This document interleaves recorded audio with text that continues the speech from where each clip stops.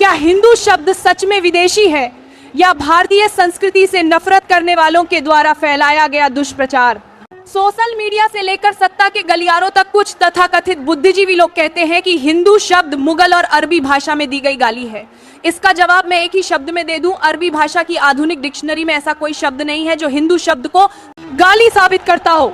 अगर कोई ये साबित कर देता है तो मैं आज के बाद वीडियो नहीं डालूंगी। दूसरा, और जो सबसे ज्यादा और घटिया तर्क दिया जाता है कि ये पारसी लोगों का शब्द है, पारसी लोग सा को हाँ कहते थे, इसीलिए सिंधु के पूर्व में रहने वालों को हिंदू कह दिया।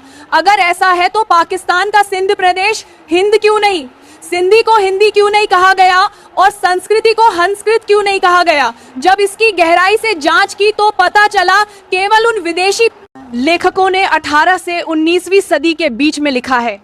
ये वही यूरोपीय लेखक थे जो भारतीयों को हीन भावना का शिकार करने के लिए इसका प्रचार करवाते थे, और आज भी उनके कुछ वंशज भारत में मौजूद हैं जो समय समय पर इसका प्रचार करते रहते हैं। आपने देखा होगा सबसे ज्यादा यह चर्चा में तब आया जब 2014 के बाद हिंदुओं ने अपने खोए हुए गौरव को पाने के लिए एकजुट होना शुरू किया, जिससे उन लोगों की सजाई गई दुकान बंद होने लगी। जब हिंदू एक होने लगे तब उन लोगों ने हिंदुओं में हीन भावना पैदा करने के लिए इस तरह की भाषा का प्रयोग किया। लेकिन मेरे जवाब और तर्क इतने मजबूत हैं, जब आप इसे जानेंगे तो उनके सभी तर्क धराशायी हो जाएंगे। इसीलिए वीडियो पूरा देखना। सबसे पहले तो ये जान लो पारसी कौन है। प्राचीन इतिहासकार मानते हैं कि पारसी भी आर्यों की शाखा थे। प्राचीन काल में वे सप्त सिंधु के पश्चिम में बस गए। सप्त सिंधु का अर्थ है सिंधु, सरस्वती, वितस्ता यानी झेलम, आस्कनी यानी चेनाब, पुरुषनी यानी रावी, शातुद्री यानी सतलज और बिपाशा यानी व्यास। जारथस ने पारसियों को एक मत में ढाला। उनके पवित्र ग्रंथ जिंद, अवेस्ता और ऋग्वेद में कई समानताएं हैं क्योंकि वे हमारी तरह ही आर्य थे। मान भी लें कि हिंदू शब्द पारसी से आया, तब भी यह 100% भारतीय ही रहेगा क्योंकि उस समय भारत की सीमा ईरान और उससे आगे तक थी। और इसका प्रमाण है तुर्की में मिला बोगाजकॉय अभिलेख, जिसमें इंद्र, मित्र, वरुण और अश्विनी कुमार का उल्लेख है। ये सभी ऋग्वैदिक देवता हैं। सा को हा से जोड़ने वाली परंपरा पारसियों से नहीं, हमारे यहाँ से ही आई। ऋग्वेद में सरस्वती को हरस्वती कहा गया। अथर्ववेद में लिखा है, हरितो नाराया, और वैदिक शब्दकोश निघंटु में भी लिखा है सरितो हरितो भवंती, अर्थात सरिता ही हरिता है।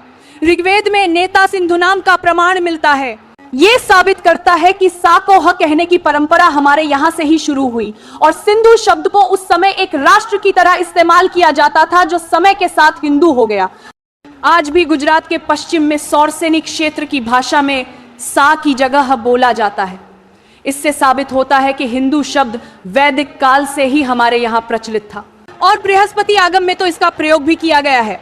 ओमकार मूल मंत्राढ़ पुनर्जन्म दृढ़ाशय, गोभक्तो भारत गुरु, हिंदुर हिंसन दूषक, हिंसया दूयते चित्तम तेन हिंदुरी तीरित।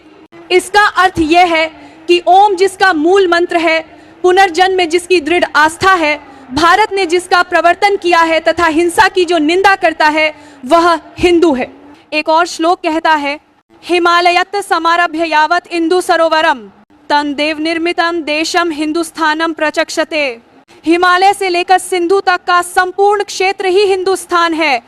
हिंदू शब्द में ही का अर्थ हिमालय और इंदु का अर्थ सिंधु यानी समुद्र से है।